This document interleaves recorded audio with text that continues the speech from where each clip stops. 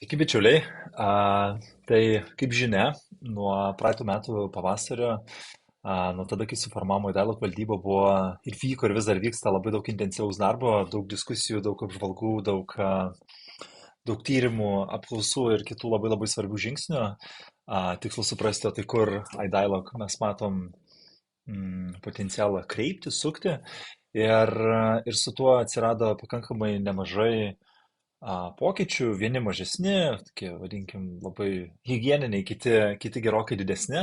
Tai mano tikslas dabar labai labai trumpai tiesiog perduoti pagrindinės mintis, perduoti pagrindinius sprendimus, o bet kas turės klausimų, tai tikrai drąsiai gali rašyti man, gali rašyti komandai ir tam, kad jausti ramybę ir geriau suprasti, o tai kur link šitą prasmės mašiną mes norime sukti. Vienas toks mažesnis pokytis, ko mes atsisakėme Dialog platformai, tai yra šopo. Ir pagrindinė argumentacija yra ta, kad tas klaidindavo vartotojus iš principo, jie nesuprasdavo, tai mentorystė yra mokama, nemokama, nematydavo skirtumą tarp konsultacijų. Tai mes tiesiog nusprendėm to atsisakyti ir pasirinkom veikiau tą sklandžios komunikacijos veiksmą, ar ne, tikslu, kad visi suprastume mentorystę vienodai. Mentorystė yra nemokama ir nebalamutinant, paprastai sakant, su kitom konsultacijom, už kurias įprastai buvo mokama. Antras, ir čia sakyčiau, pats svarbiausias dalykas yra, kad diskusijose mes pamatėm poreikį siaurintis iki karjeros pokyčio mentorystės platformos. Ir vat būtent šis veiksmas atneš daugiau atsinaujinimų. Tai reiškia, iš principo mes grįžom į Day One, dėl ko iDialog apskritai atsirado. Atsirado dėl to, kad žmonės jautėsi, tiksliau labai daug žmonių jaučiasi savęs profesiškai nerealizuojantis ir tai yra dirbanti auditorija. Ne? Bet ilgainiui iDialog apsikerojo gausybę skirtingų partnerysčių ir mūsų tikslinis lankytojas buvo bet kas iš principo keliasi savo profesinius klausimus. Bet dabar mes grįžtam į tą pirmą etapą, kur mūsų siaurinamės tikslinį žmogų iki žmogaus, kuris yra pokytyje, galbūt keičia organizaciją, keičia sritį, keičia poziciją, arba tą pokytį yra planuojantis, ar ne, arba svarstantis atlikti. Tai reiškia, mūsų tikslinė auditorija yra dirbantis žmogus ir šitų veiksmu mes norim išspręsti dar vieną problemą. Tai yra, kad pakankamai nemažai mentorystės užklausų buvo tokio konsultacinio pobūdžio. Padaryk tą, padaryk aną, tai tą mes norime išguiti, ne, nes nesam konsultacijų platforma ir kai siaurinamės iki karjeros pokyčio mentorystės, ar ne, tai tų temų rėmuose, žinai, bičiuli, aš už tave pokyčio nepadarysiu. Ir net reiškia, mes irgi galinam atsakomybę perdodam žmogui pačiam atlikti vienokį ir kitokį pokytį.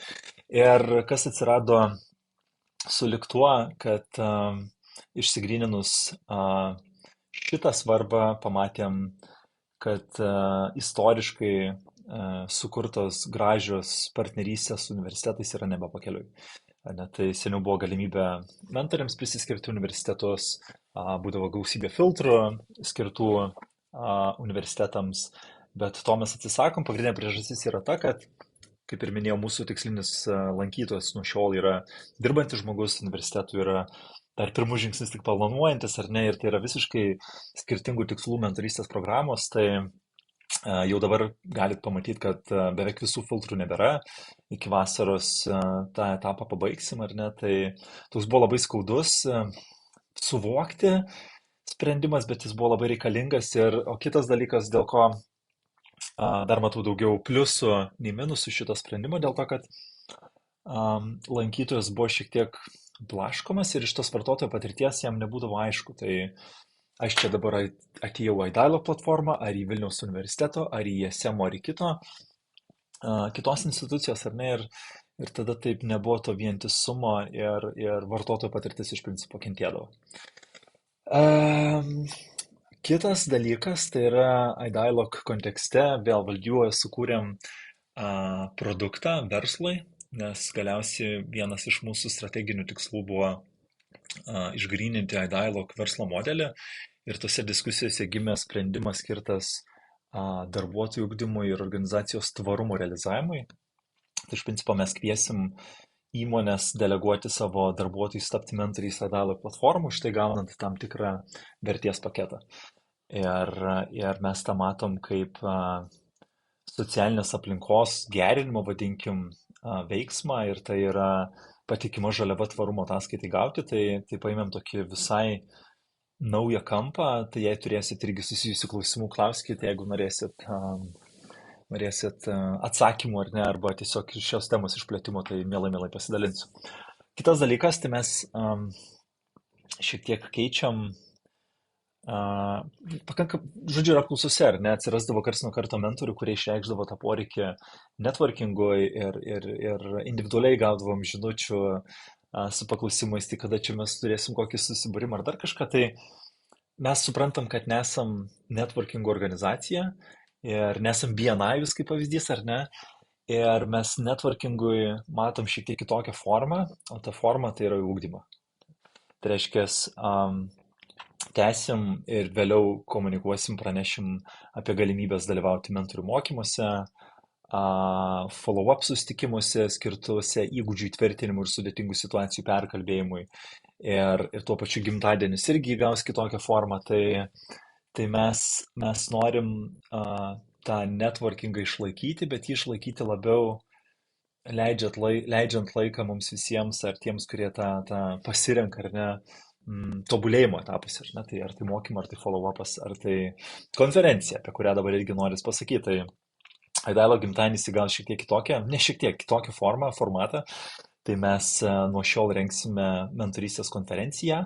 Kol kas sakau ją, žiūrėsim, kaip tas pasiteisins, bet iš principo aiškiai irgi suvokiam, kad mūsų stiprybė yra mentorystės know-how ir būtent tą know-how mes ir norime skleisti, norime edukuoti žmonės apie mentorystę, jos didžiulę vertę, apie potencialą, apie procesą, apie svarbius žinoti elementus.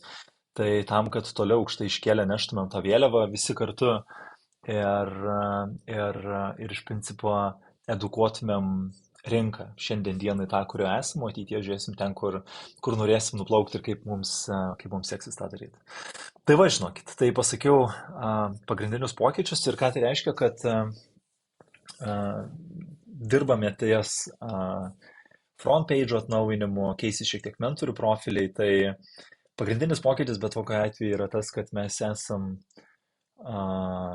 nusprendę transformuotis į tą karjeros pokyčią mentorystę ir šitoje vietoje kiekvienam mentoriui bus svarbu atsakyti į klausimą. Ar aš turiu susijusios patirties, sėkmingai realizuojant vieną ar kitą pokytį? Ar aš sėkmingai esu pakeitęs organizaciją? Galbūt esu pakeitęs sėkmingai sritį, ar ne, kur dariau vienus nusprendžiau daryti kitus. Ir trečia, ar esu galbūt sėkmingai pakeitęs poziciją. Kaip pavyzdys, buvau specialistu, tapau vadovu ir panašiai. Tai va, tai mentoriams bus pasirinkimo laisvė, nuspręsti, tai kuris vienas, du arba gal visi trys pokyčiai yra realizuoti, nes su tuo šiek tiek paieškos sistema keisis, tai reiškia, atėjęs lankytojas jis iškart bus čiumpamas už apyrankės ir vedamas per jam tikslingiausią procesą, ar ne, ir tada tenais atsiras tie mentoriai, kurie galėtų užtikrinti tą vertingą patirties atidavimą. Tai va, tai žodžiu, pagrindinės mintis čia, jeigu bus klausimų, klauskit. Labai tikiuosi, kad gausim palaikymą tiek, kiek gavom padarę 2 individualius pristatymus grupiai mentorių, ar ne, kurie išreiškė norą išgirsti. Tai va, bet jeigu kažkaip abejonių kyla, tai tikrai drąsiai adresuokit klausimus man arba kažkam iš komandos. Mes tuo labai tikim, gavę palaikymą tikim dvigubai ir manom, kad tas yra labai svarbu tam, kad toliau vientisai komunikuotumėm apie mentorystę, tikslingumą, vertę ir tuo pačiu padėdami su mentorystės įrankiu tiems, kam to labiausiai reikia. Ne? Tai aišku, problemų pasaulyje yra daug, bet mūsų problema, kuri mums aktuali ir dėl kurios mums niešti, tai yra žmonių profesinė nesavirealizacija. Tai noras padėti šitai auditorijai persikonvertuoti į savirealizaciją, ne, kad kiekviena diena būtų tokia, kokią norisi turėti. Tai ačiū labai, kad esam kartu ir tikiuosi, kad čia ne pabaiga ir toliau dėliosim tos bendrus, protingus ir prasmingus žingsnius. Iki.